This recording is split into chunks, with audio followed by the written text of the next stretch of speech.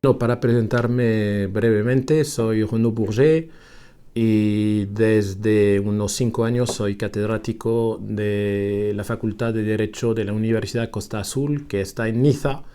Estamos entre Mónaco y la frontera con Italia y Cannes, entonces el sur de Francia, por la Costa Azul, por el Mediterráneo. Ahí me dedico a la docencia y a la investigación en derecho público, especialmente en derecho constitucional comparado y en derecho financiero y tributario. Y soy miembro de un centro de investigación que se llama el Centro de Estudios e Investigaciones en Derecho Constitucional, Administrativo, Financiero y Fiscal, que es el CERDAF. Y también desde hace 2 años soy director del Departamento de Derecho y de Ciencia Política, y eso me quita mucho tiempo para viajar, mucho tiempo para estar en el Perú. Entonces estoy muy contento de volver en el Perú. Hacía 5 años que no volvía, pero ya fui en el pasado profesor invitado en la Pontificia Universidad Católica del Perú. Ya es la tercera vez que estoy dando clase de doctorado. También tengo relación, formo parte del claustro académico del doctorado de Derecho de la Universidad Libre de Bogotá. Y también hace muy poco tiempo estaba en México, en el Congreso Iberoamericano de Derecho Constitucional, como presidente de la sección francesa de dicho instituto. Y también me han integrado en el padrón de tutores de tesis doctoral de la Universidad Nacional Autónoma de México, que es una gran universidad con un nivel académico del nivel de, por ejemplo, de la PUCS, son estas grandes universidades. Nosotros estamos acostumbrados a universidades de tamaño más pequeño. Y bueno, entonces me dedico también al derecho comparado, a publicar en castellano. Últimamente me he dado cuenta que voy publicando tal vez más en castellano que en francés. Y voy a tener otra vez que publicar en francés, porque si no se imaginan que me pasó la vida sin hacer nada, que no es el caso, como bien lo habrán visto.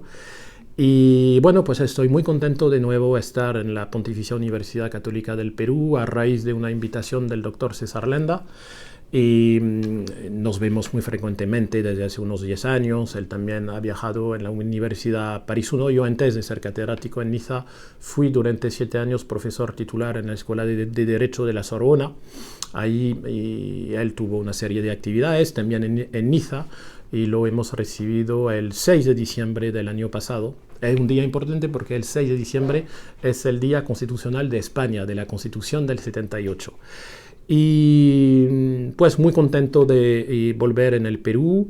Y es una estancia muy corta, de apenas 3 días, pero ojalá que haya una oportunidad para volver más tiempo, para conocer más, para relacionar más con los colegas. Y pues muchas gracias. Estoy siempre a la orden de los alumnos de la Pontificia Universidad Católica para cualquier duda, los doctorandos. Y pues es un gusto de conocerlos a través de JUST 360. Y le digo hasta muy pronto, y gracias por esa entrevista y por la calidad de las preguntas. Muchas gracias.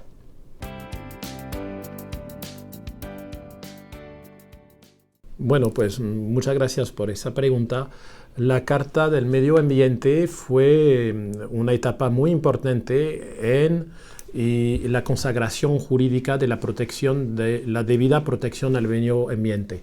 Y no fue el primer intento.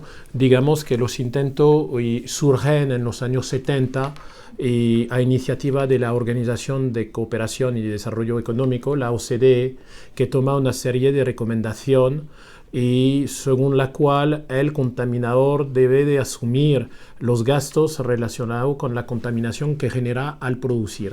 Había primero lo de gastos de prevención de la contaminación, pero después también gastos para reparar el daño realizado al medio ambiente. Surge de recomendación de la OCDE, pero rápidamente, a final de los años 70, incluso en el Acto Único Europeo de febrero de 1986, la Unión Europea también va a integrar esa idea de que hay que proteger al medio ambiente de distinta forma. Hay principio de precaución, pero también hay un principio que es el principio contaminador pagador. Pagador por pagar el daño que ha realizado al medio ambiente o a las poblaciones que viven en ese ecosistema. Y después hubo una consagración, porque como se lo ha reconocido a nivel de la Unión Europea, incluso se lo ha erigido en principio fundamental de la política de la Comunidad Europea, como el principio de precaución, de acción preventiva y también de corrección por prioridad a la fuente de los daños al medio ambiente. Entonces, y ese principio es reconocido por la Unión Europea, por lo cual hay que introducirle también luego, después, en el marco normativo de cada Estado miembro. Eso lo hace el legislador en Francia con una ley que lleva el nombre de aquel ministro del Medio Ambiente, Michel Barnier, que desde hace unas semanas es jefe del gobierno francés. Se llama la ley Barnier porque él impulsa esa ley del 2 de febrero de 1995, que hoy en día su aporte está en el Código del Medio Ambiente francés, y especialmente una disposición que establece que los gastos que resultan de las medidas de prevención, de reducción de la contaminación y de lucha contra la contaminación debe cargarse al contaminador, debe imputarse al contaminador.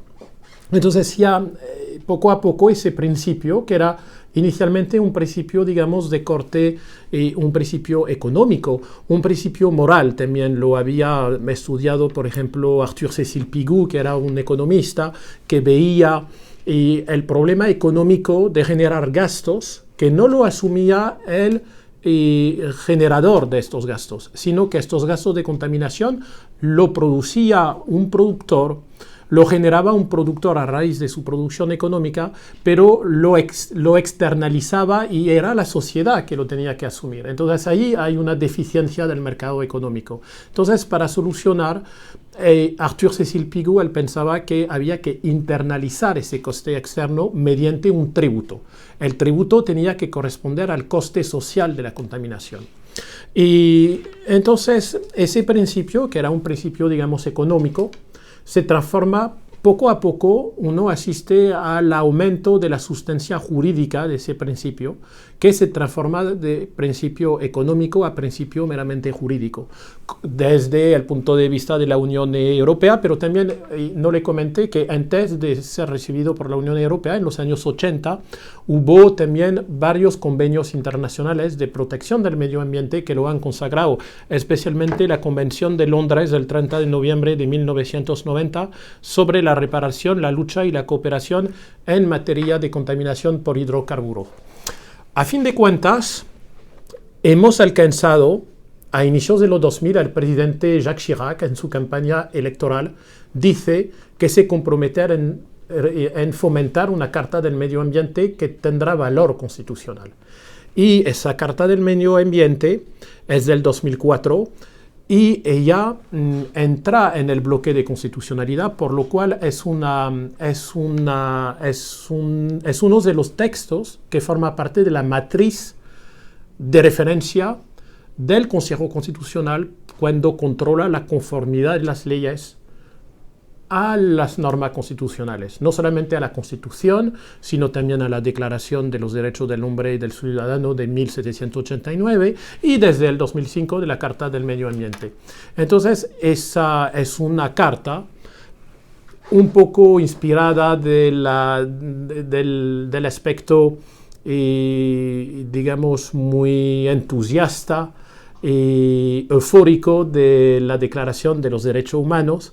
Dice el pueblo francés, considerando que los recursos y los equilibrios naturales han condicionado la emergencia de la humanidad, que el futuro y la propia existencia de la humanidad son indisociables de su medio natural, que el medio ambiente es patrimonio común de todos los seres humanos, etc. Es muy largo y consagra, por ejemplo, artículo 1, cada uno tiene derecho de vivir en un medio ambiente equilibrado y respetuoso de la salud. Toda persona tiene el deber de participar en la preservación y la mejora del medio ambiente. Artículo 3. Toda persona debe, en las condiciones definidas por la ley, prevenir las alteraciones que es susceptible de provocar en el medio ambiente o, en su defecto, limitar sus consecuencias. Artículo 4. Toda persona debe contribuir a la reparación de los daños que cause al medio ambiente en las condiciones definidas por la ley. Entonces, hay varios artículos, en el total hay 10 artículos, y el décimo siendo la presente carta inspira la acción europea e internacional de Francia. Y el artículo 4 es la consagración del principio contaminador-pagador a nivel constitucional. Entonces, con eso se le da la máxima protección a nivel de jerarquía normativa a la protección del medio ambiente. Ahora bien, una cosa es consagrar principio en textos, otra cosa es que en la realidad cambie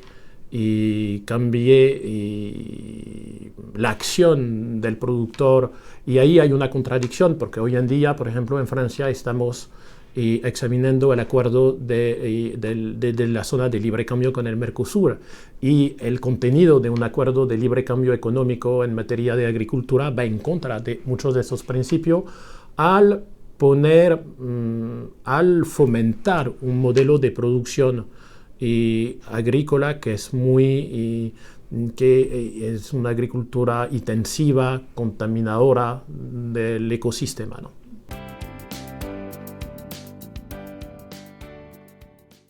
Bueno, pues otra vez gracias por la pregunta. La pregunta no solamente es interesante, sino que es pertinente y es de gran actualidad. No sé si siguen ustedes las noticias, pero desde hace unos días los agricultores en Francia, yo el día que me iba, estaban saliendo a la calle con los tractores, estaban para protestar, estaban desmontando los anuncios de los nombres de los pueblos en las carreteras. Y también en el macizo central hay unos que habían decidido cambiar los nombres de las ciudades, poniendo Mendoza, Buenos Aires, etcétera, porque en la actualidad se está negociando un acuerdo de libre cambio entre el Mercosur y la Unión Europea. Entonces, de un lado, tenemos todos estos textos que le he nombrado, los convenios de Londres, la recomendación de la Organización de Cooperación y Desarrollo Económico, tenemos los textos, el cuadro normativo de la Unión Europea, tenemos la ley nacional con la reforma de Michel Barnier el 2 de febrero del 95, tenemos la Carta del Medio Ambiente que consagra a nivel supremo constitucional la protección del medio ambiente. Eso lo tenemos, digamos, en textos, en papel. ¿Cuál ahora es la realidad y cómo se concilia con la realidad económica y social? Pues hay una contradicción, y eso es una contradicción que se refiere a muchos de los países. Sí, empezando por los países latinoamericanos. Y si, por ejemplo, Chile de verdad quiere luchar contra la contaminación y el medio ambiente, ¿por qué firma un convenio hace 2 o 3 años con la Unión Europea de libre cambio? Estos convenios de libre cambio consagran, fomentan un modelo agrícola que es un modelo de producción intensiva, que es la producción que más contamina a la planeta, que más agota los recursos de la naturaleza. Es un modelo altamente productista, consumista, y hoy en día se sabe que habría que hacer lo contrario, una producción más respetuosa del medio ambiente, también del ser humano, una producción orgánica, sin productos químicos. Y hoy en día hay un problema mayor porque, por ejemplo, hay tóxicos que se utilizan para tener una mayor producción, una mayor cosecha, que por ejemplo va a ser el glifosato. Hay producto, eso está demostradísimo, que da el cáncer tanto para el agricultor que lo manipula como para el consumidor final que come las papas y que come las frutas que tienen eso. Este tipo de insecticida permite, por ejemplo, que no haya gusanos en una papa, en una manzana, en una pera. Entonces el que tiene un árbol, pues si tiene 40 manzanas, va a ser 40 manzanas perfecta. El que no utiliza eso, o el que va a utilizar como, ¿cómo se llama? Estos coccinelles, que son unos insectos que comen a las pulgas, que se comen... Bueno, claro, va a tener una producción menor. En vez de tener 40 manzanas, va a tener 20. Pero también en la agricultura intensiva, las 40 manzanas no son suficientes. Le van a dar abono tóxico para tener 60 manzanas. Y el que no lo utiliza va a tener 20. Entonces no se puede competir. No se puede competir. Lo mismo para la carne. Si uno tiene una vaca, si esa vaca durante la primavera, el verano la saca, se pasea, se come hierba natural, como en el macizo central, pues va a tener como 40 vacas no más, pero si viene uno con una finca de 2.000 vacas, que las vacas nunca salen, nunca ven la luz, se comen hormonas, se comen antibióticos todo el día, y después la carne, antes de ponerla en el supermercado, se inyecta agua para que ella tome más volumen, etcétera, pues no es la misma calidad, ni siquiera gustativa, pero también en tema de protección sanitaria. Entonces, hoy en día, los agricultores de Francia, pero también estoy viendo que pasa lo mismo con los alemanes, que pasa lo mismo con los belgas, que pasa lo mismo con los neerlandeses, están saliendo porque dice, nosotros no podemos competir con el Mercosur. De un lado, la Unión Europea nos pone en un sistema sin protección aduanera contra la producción que va a venir del Mercosur, que produce también a nivel de trabajo, de coste de trabajo, que nada tiene que ver, porque allá no hay y el salario mínimo garantizado, el SMIC como en Francia, y no hay en Argentina el mismo nivel de presión fiscal o de tributación que en Francia, pero también no hay la misma, no hay los mismos criterios, condiciones de producción. Entonces ellos saben. Y lo mismo con el vino, con el sector viticol. Entonces los agricultores, pues ellos salen y porque precisamente esos son modelos que ponen en peligro los equilibrios y también los equilibrios naturales. Entonces de un lado tenemos estados que se reúnen en cumbre, en COP, la COP 25, la COP 24, la COP París, etcétera, que hacen proclamaciones, nosotros vamos a garantizar los derechos de la Pachamama, de la casa común, etc. Y estos mismos estados que proclaman eso, detrás vienen con acuerdo y también con una idea de producir un bien en Asia, de transportarlo por buque que contaminan, estos buques con cargadores y con estos, ¿cómo se llama?, con contenedores, son buques de alta contaminación del mar. Entonces se mantiene a nivel económico y a nivel de convenios internacionales se fomenta una industria, una agricultura que degrada al medio ambiente, que agota al medio ambiente y a las fuentes naturales. Y del otro lado eso lo encubren por un discurso medioambientalista, pero que está completamente negado en las prácticas de los estados y en materia de política convencional, de marco jurídico que van fomentando. Entonces eso es un problema mayor y le corresponde efectivamente a los actores, a la ciudadanía, primero de darse cuenta que detrás de un discurso que todo el mundo quiere está en contra de la Pachamama. Nadie. Pero resulta que los que atacan a la Pachamama son precisamente los que tienen el discurso de la Pachamama. Entonces hay que darse cuenta de eso para como ciudadano, como consumidor, poder actuar. Y claro, es algo muy complicado, es una causa casi perdida, pero siempre hay que entenderlo y actuar de forma coherente. Y los agricultores obviamente están defendiendo sus intereses, pero creo que estos agricultores han entendido que los bienes de la recurso, también el agua, que es algo que se agota, y que por eso no le gusta tanto al final el modelo productivista de la agricultura intensiva, porque en Francia hay un modelo opuesto, que es el de la finca de los 30, 40 vacas y no de las de los 2.000 vacas. Pero ese es un modelo que desde los años 50, 60 nos van como imponiendo a los agricultores, y de ahí hay esa contradicción. Y por eso su pregunta es de gran actualidad, porque hace 2 o 3 días que ya no sigo tanto la actualidad como estoy en el Perú, y que no tengo tiempo, básicamente. Pero hoy mismo se está planteando ese tema en Francia y más allá en Bélgica, en Alemania, en los Países Bajos. Bueno, es una pregunta muy interesante, es una pregunta pues casi es un tema de tesis doctoral. Entonces podríamos organizar una sesión semanal sobre ese tema para contestarle brevemente sobre cómo, cuáles son los mecanismos jurídicos o incluso en la práctica jurídica o en la práctica social que hemos visto para luchar contra la contaminación. Hay 2. Por ejemplo, hay un economista inglés, Arthur Cecil Pigou, Por eso a veces se habla de tributos piguvianos. Arthur Cecil Pigou es un economista de corriente intervencionista, está a favor de la intervención del Estado, pero es un economista que ha estudiado mucho el bienestar, el welfare state, y hizo un libro sobre the welfare economics, y le interesa mucho las situaciones idóneas a nivel económico, y le interesa lo que no es idóneo cuando él observa una falla. Y observa una falla en el sistema de producción económico, que es la siguiente. Él observa una producción de un bien. El productor tiene que asumir costos, gastos, como el gasto del personal, hay que remunerar el personal, gastos de materias primas, gastos energéticos, gastos de seguro, gastos de transporte. Eso es el coste privado de una producción.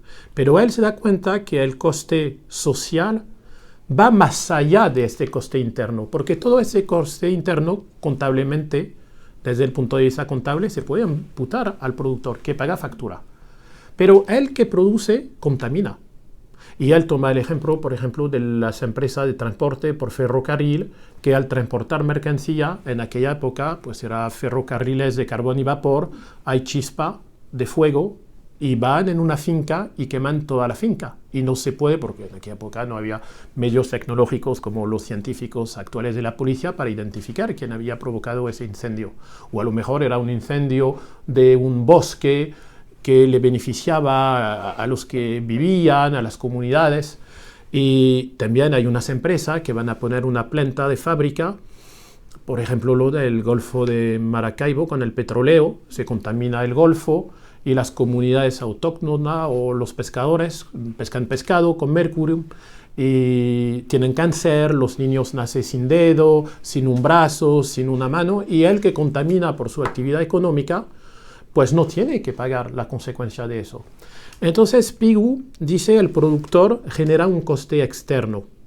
El coste interno más el coste externo da el coste social de la producción, pero ese coste externo el productor no lo asume financieramente, porque es la comunidad que lo va a tener que asumir, al cuidarse, a ir a ver los médicos, etc.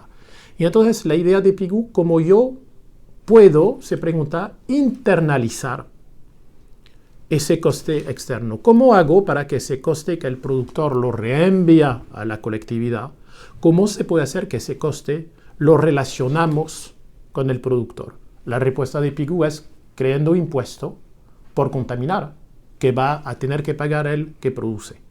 El que tiene una actividad productora, como contamina, tendrá que pagar impuesto por haber contaminado al medio ambiente. Y ahí se crea la fiscalidad medioambiental. Y eso existe hoy en día. En Francia tenemos, por ejemplo, la TGAP, Taxe Générale sur les Activités Polluantes, tasa general sobre las actividades contaminantes, impuesto general, tendríamos que decir en rigor, porque no es una tasa, es un impuesto desde el punto de vista del régimen jurídico. Y tenemos también una tributación sobre la contaminación del agua, porque el que consume agua va a rechazar en el sistema hidráulico un agua contaminado. Entonces tenemos, y también una fiscalidad sobre la gasolina. Entonces tenemos tributos que oficialmente se dice que son tributos medioambientales, cuando en realidad se toma más bien pretexto de la contaminación para establecer tributos de rendimiento, que están ahí más bien para darle ingresos al Estado. Pero también hay otra solución que lo ha promovido un economista, premio Nobel de Economía, que se llama Ronald Coase. Ronald Coase comparte el análisis de Pigou. Él dice efectivamente el mercado falla. El mercado falla porque hay un coste que le correspondería al productor, pero que no lo asume. Y Pigou, él dice que eso es un coste externo porque es una externalidad negativa. Se me ha olvidado decirle que Pigou reflexiona en términos de externalidad. Puede ser una externalidad negativa, pero también hay externalidades que son positivas. Por ejemplo, imagínense que haya un metrobús, una parada de metro, existe una panadería y de repente el municipio decide poner una parada de metrobús frente a la panadería. Para el panadero eso es una externalidad positiva, porque de repente va a tener una clientela, 50 personas que cada 10 minutos se bajan del bus y que le van a comprar. También una externalidad positiva, por ejemplo, es el campus de la Pontificia Universidad Católica del Perú. Y la Pontificia Universidad Católica del Perú tiene un campus magnífico, parece una reserva natural, con pájaros. Ayer yo veía estos pájaros verdes y la naturaleza, y eso cuesta. Yo estaba viendo hoy los jardineros que estaban arrodillados sacando las hojas y poniendo el agua, se pone el agua porque como no hay lluvia en Lima, entonces, y eso le beneficia a todos los que viven en la zona. Toda la zona es bella de aspecto, se ve pájaros, se escuchan los pájaros, se escucha menos ruido de los camiones precisamente, pero nadie paga. Los vecinos que están por la parte deportiva, que ven la hierba, campo, no pagan por tener esa vista linda, bonita, etc. También a veces hay externalidad negativa recíproca. Pigou habla del conductor automóvil. Él contamina tanto como es contaminado por lo demás. Es a la vez contaminante y contaminado. Y hay otro premio Nobel de Economía, James Smith, que él ha teorizado algo también muy interesante, que es la doble externalidad positiva o la externalidad positiva recíproca. Toma el ejemplo del arboricultor y del apicultor. El apicultor tiene un terreno con abejas, pero las abejas solas no pueden hacer nada. Pero como su vecino es arboricultor, tiene árboles fruteros con flores, los árboles de manzana, de pera, de higo, todos tienen flores. Entonces las abejas van polinizando las flores y con eso van a hacer miel de manzana con sabor a ciruela, etc. Pero a su vez, el arboricultor tiene árboles y como ustedes lo saben, un árbol de manzana solo no produce fruta. Para que haya fruta debe de producirse algo químico que es reproductivo, que es la polinización. Y los árboles van a dar fruto gracias a las abejas del vecino que van a venir a hacer esa polinización. Él lo podría hacer con una polinización artificial, pero cuesta mucho y no dará la calidad genética a los árboles tan fuerte como la natural. De la misma forma que el apicultor puede pedir a alguien que le lleve los árboles, las flores, pero va a tener un coste. Y entonces los dos trabajan para el otro gratuitamente. El problema que observa Pigou o James Smith es que cuando la externalidad es positiva, hay una subproducción. Porque como no hay incentivo económico, el apicultor no está incentivado para poner más abejas y producir más miel, y el arboricultor no está incentivado a poner más árboles porque no le paga el arboricultor. Entonces ahí hay una subproducción. En el caso de la externalidad negativa hay una sobreproducción porque como el productor contamina de forma irresponsable, de forma impune, no está incitado a limitar su producción para limitar la contaminación. Entonces, esos son fallas puramente económicas. Al principio ellos reflexionan en análisis para encontrar el óptimum económico. Entonces, Ronald Coase comparte eso. Él dice efectivamente hay una deficiencia económica, pero como él no es intervencionista, él dice el Estado no le corresponde solucionar eso, porque él es un liberal y es especialista del análisis económico de las relaciones, y entonces es un partidario de la figura contractual. Él dice cuando hay un contaminador y un contaminado, tenemos que dejarlos. O bien los contaminados, los habitantes, van a ver a los tribunales y dicen a los tribunales, y señores jueces, tenemos un derecho de respirar un aire puro, y exigen el cumplimiento de la empresa judicialmente para condenarla, para que ya no contamine más y que le paguen los daños que ha producido. O bien, dice Ronald Coase, pueden también ir a encontrarse los contaminados, los pueblos autóctonos. Hay una fábrica, le echa humo, entonces ya no ven el paisaje, y las frutas, los legumbres vienen contaminados, los pescados son contaminados, entonces eso le perjudica mucho. Entonces pueden ir a hablar diciendo usted, la empresa, usted como empresa contaminadora nos tiene que indemnizar, nos tiene que pagar el daño que hace. Y entonces si la empresa, dice Ronald Coase, si la indemniza, paga para indemnizar a los habitantes, es una forma de comprar un derecho a contaminar. Es decir, ella va a pagar para que en cambio el derecho de respirar un aire puro de los habitantes se transforme en derecho de contaminar para la empresa. Y eso es interesante porque, explicándolo así, parece muy cínico. Pero el capitalismo es muy cínico también. La sociedad capitalista lo es y muchas veces pretende esconder bajo derechos fundamentales lo que va a ser la mercantilización del cuerpo, por ejemplo, del cuerpo de la mujer o de lo que sea. Entonces, ahí obviamente no lo dicen así, pero jurídicamente se ha establecido en el 2005 dentro de la Unión Europea, existe y hoy todavía, y a partir del año que viene va a haber un nuevo sistema, pero con el mismo principio, se ha establecido hace unos 20 años, y un sistema de intercambios de bonos de emisión de gas carbónico. Hay un mercado carbón dentro de la Unión Europea. Se lo llama el mercado carbón. En el 2005, la Unión Europea calcula cuál es el promedio de emisión de gas carbónico de las empresas, según su actividad, su sector, su tamaño, etc. Y, por ejemplo, le va a decir a tal empresa, usted tiene un bono que le permite emitir 50 toneladas de CO2 por año. Le va a decir a otra empresa, usted tiene 30, etc. ¿Y qué pasa? Pasa que una empresa que tiene 50 a lo mejor va solamente a producir 30 toneladas de gas carbónico y otra que tiene un bono máximo 50 va a contaminar 70.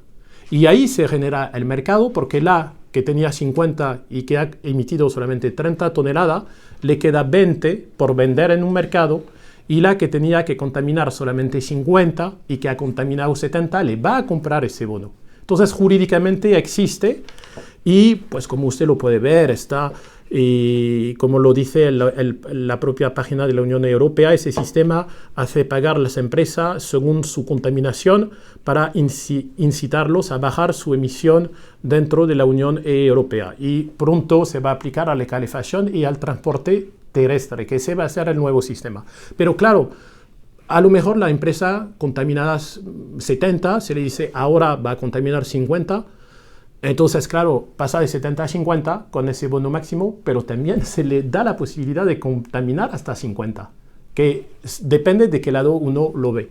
Pero yo le diría, eso existe en la Unión Europea, pero la Unión Europea no es el único lugar donde hay una empresa que va a contaminar a una comunidad de vecinos que vive. Usted, por ejemplo, yo a veces me intereso porque como ustedes lo saben, no sé si lo saben, la frontera más grande de Francia, siempre cuando uno pregunta, los alumnos dicen, pues será con España, será con Italia, será con Bélgica, será con Alemania. Pues no, la frontera terrestre más grande de Francia está en Latinoamérica, es la de Guyana francesa con Brasil.